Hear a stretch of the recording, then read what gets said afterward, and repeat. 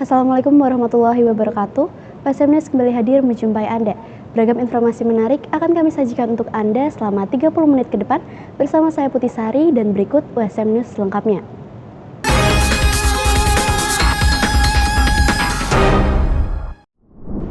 USM terus menunjukkan kontribusinya dalam menjawab kondisi lingkungan yang ada. Melalui konferensi internasional atau EcoSecure 2024, USM bersama dengan peneliti dari berbagai negara memberikan sumbangsi pemikiran yang berfokus kepada ketahanan pangan dan energi.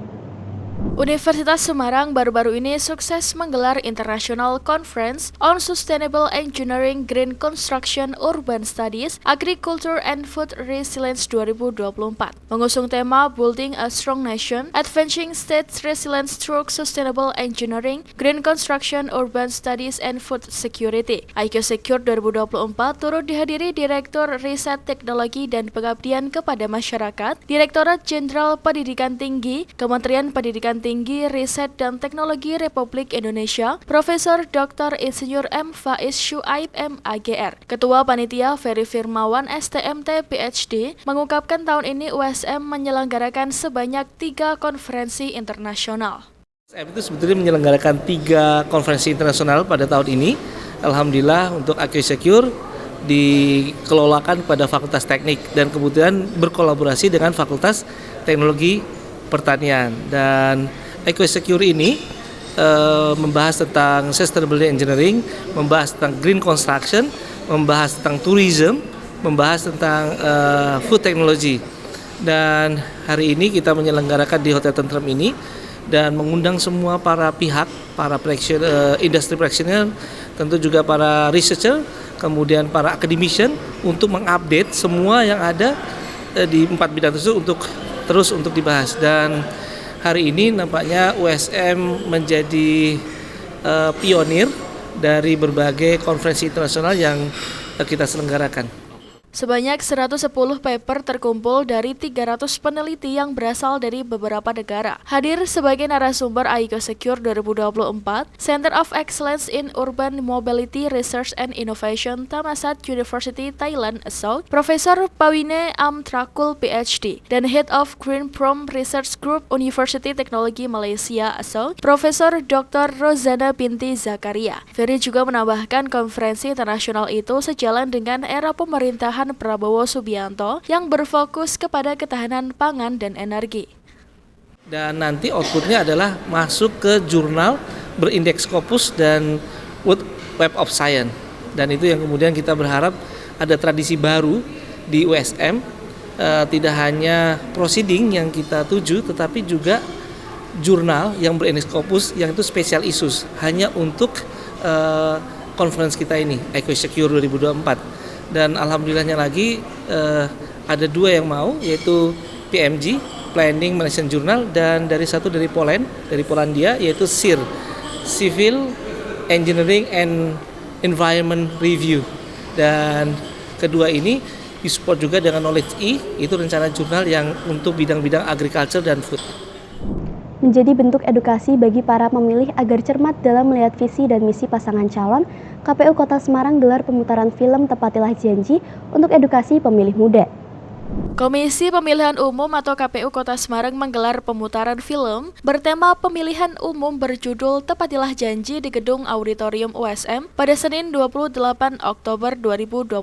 Film ini diharapkan mampu menginspirasi dan mengedukasi pemilih agar lebih cermat dalam menilai visi dan misi dari calon kepala daerah, serta mempertimbangkan janji-janji yang disampaikan selama masa kampanye. Dalam sambutannya, Wakil Rektor 3 Dr. Muhammad Junaidi SHMH menyampaikan bahwa anak muda harus memilih pemimpin yang berintegritas dan memiliki komitmen kuat dalam menepati janji dan mengajak mahasiswa menggunakan hak suaranya. Dengan konsep yang terokatif, Tepatilah Janji mencoba menggugah kesadaran masyarakat untuk berpikir kritis dan bijak dalam menggunakan hak pilih mereka. Baik, tujuan diadakan acara film nobar ini adalah untuk mendeklarasikan atau mengajak untuk khususnya anak-anak muda generasi Z begitu khususnya bagaimana nanti menggunakan hak pilihnya dalam Pilkada serentak 2024. Film Tepatilah Janji mengangkat pesan penting bahwa pemilihan pemimpin bukan hanya soal janji-janji di masa kampanye, melainkan komitmen untuk mewujudkan visi misi yang telah dijanjikan.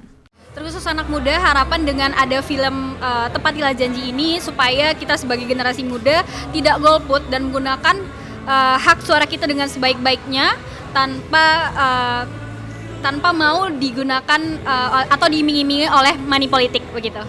KPU berharap film ini mampu menjadi inspirasi bagi para pemilih pemula agar lebih bijaksana dan bertanggung jawab dalam menentukan pilihan, sehingga suara mereka dapat membawa perubahan positif bagi daerah dan bangsa.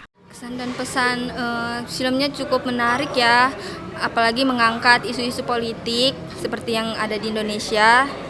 Kemudian pesannya semoga Indonesia seperti yang di film ya, jujur dan menepati janji. Acara pemutaran film ini mendapat sambutan antusias dari kalangan mahasiswa dan pemilih muda di Semarang.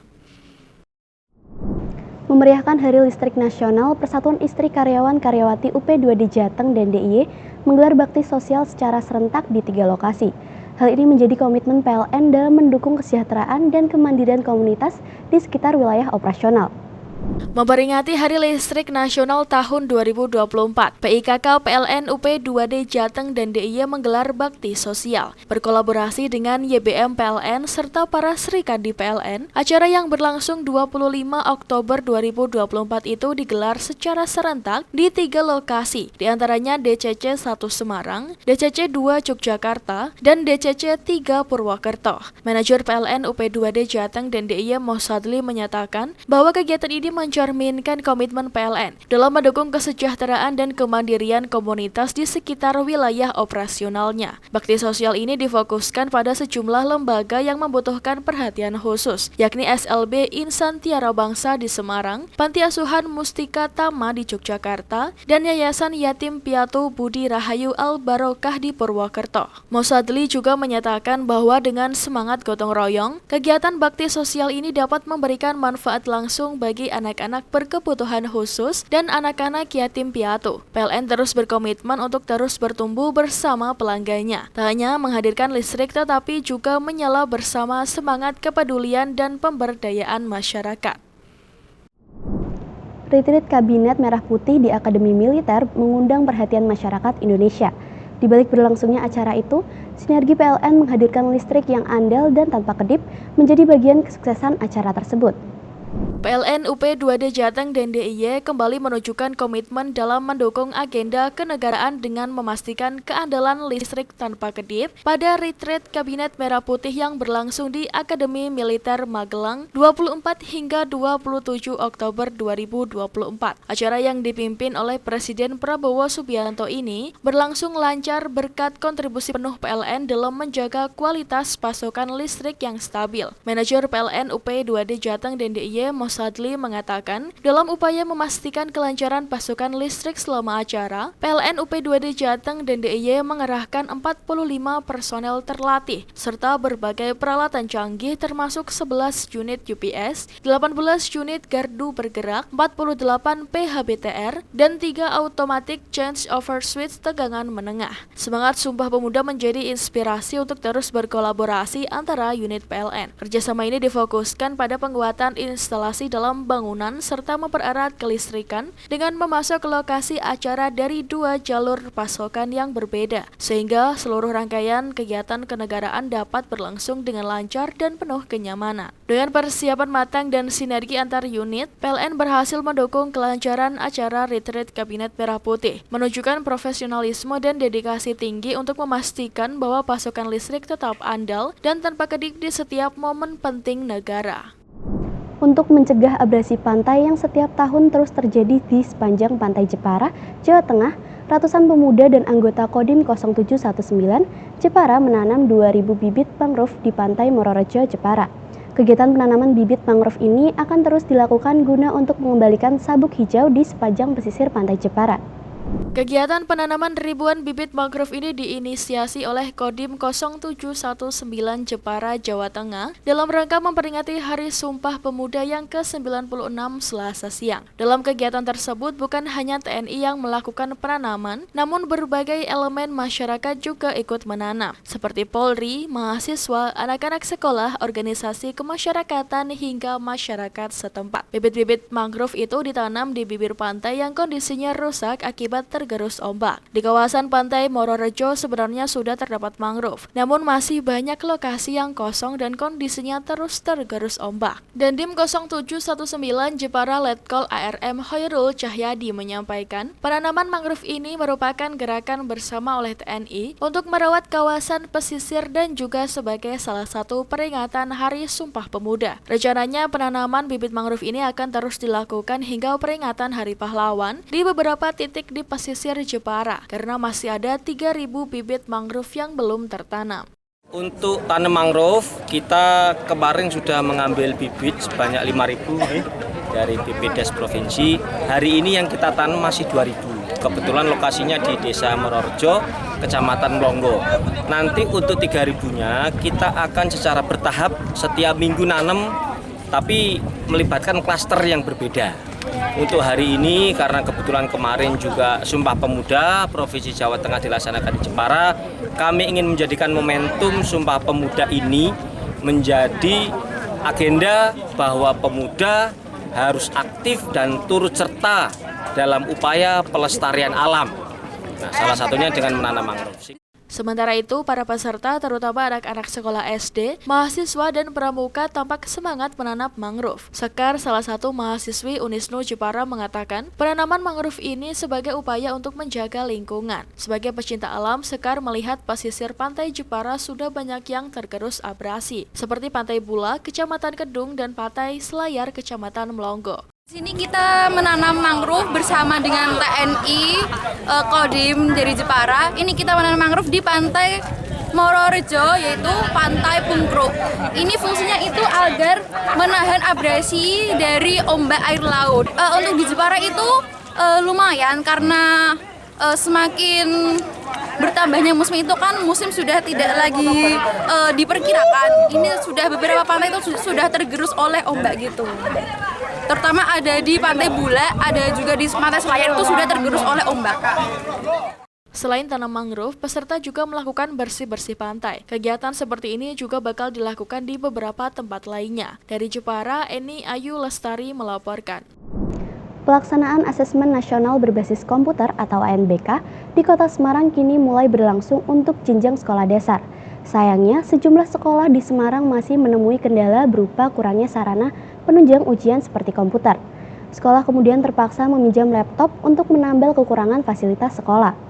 Di Kota Semarang, kurangnya sarana penunjang ujian berbasis komputer terjadi di SD Negeri Kaligawe. Sebanyak 30 siswa SD Negeri Kaligawe mengikuti ANBK tahun ini. Namun jumlah komputer atau laptop di sekolah itu masih jauh dari standar. Kepala SD Negeri Kaligawe Mulyono menjelaskan, setelah ujian dibagi menjadi 2 sesi dengan masing-masing 15 anak, jumlah komputer atau laptop pun masih kurang. Pihaknya kemudian terpaksa meminjam laptop pribadi milik beberapa guru hingga meminjam laptop dari sekolah lain demi bisa melangsungkan ANBK dengan lancar. Selain meminjam laptop pribadi para guru dan dari sekolah lain, Mulyono menyebut bahwa pihak sekolah sebenarnya telah berusaha meminjam laptop dari orang tua siswa. Namun mayoritas orang tua siswa SD Negeri Kaligawe tidak memiliki laptop, sehingga tidak bisa meminjamkan laptop. Kejadian ini telah berlangsung selama 2 tahun terakhir sejak kebijakan ANBK diterapkan. Kami memang di SD Kaligawe terus terang aja kekurangan komputer, laptop itu kekurangan. Ini bukan karena kita belum bisa berusaha, tapi intinya gini, sebetulnya dari bos ada mas. Jadi setiap tahun karena kita 2 rombel, kita sudah menganggarkan pasti beli laptop 2 atau kalau enggak komputer 2-nya. Tapi karena jangkanya terlalu lama, itu kan beri 2 yang rusak, yang komputer yang lama dulu juga rusak gitu intinya. Jadi kekurangan antara kurang 5 sampai 7 kelihatannya. Harusnya kalau istilahnya idealnya kan ada 15. Kalau di ANBK ini jujur aja masih bisa teratasi dengan hanya 2 hari sekali. Kami khawatirnya atau harapan kami kan anak tidak harus pas ANBK komputernya, bahkan kita kan ada ekstra komputer. Jadi ekstra komputer itu satu komputer untuk 6 anak, untuk 7 anak kan juga repot. Tahap pertama sudah jalan, hanya cara wong Jawa ini tembe wingking selanjutnya nanti itu kami tetap butuh komputer itu. Kami pinjam dari SD Tambakrejo 01 yang kebetulan sana juga sudah dapat bantuan namanya Chromebook. Sebetulnya tidak harus laptop yang cukup Chromebook aja sudah bisa untuk anak SD.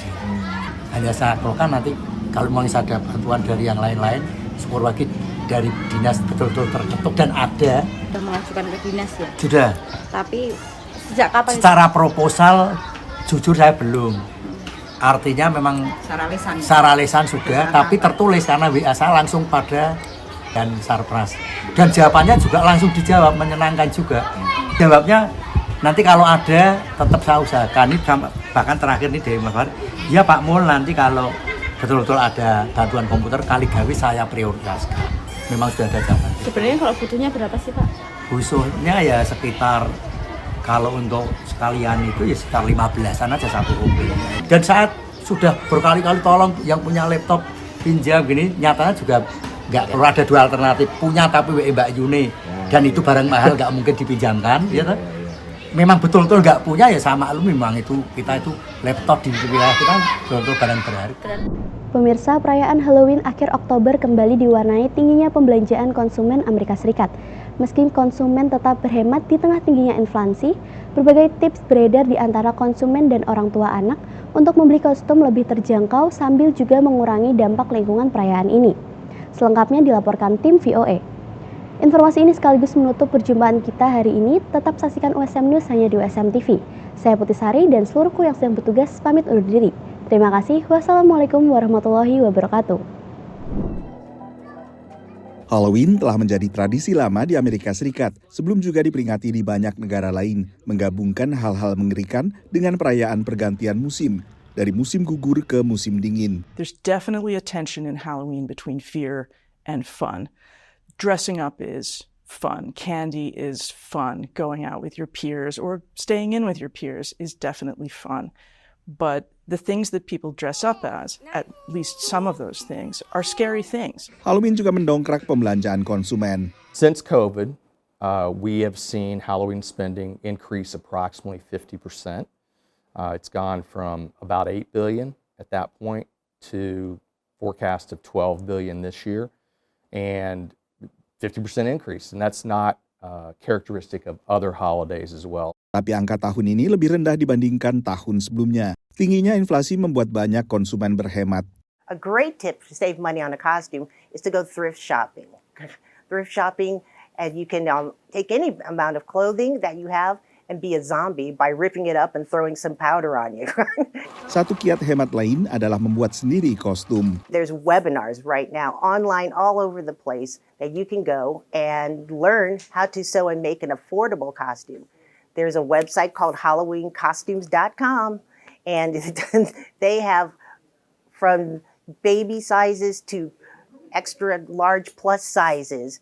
Beragam website menawarkan pencarian barang bekas. Tak hanya untuk berhemat, tapi juga untuk mengurangi sampah pakaian yang menjadi masalah lingkungan serius. Di antaranya Benny.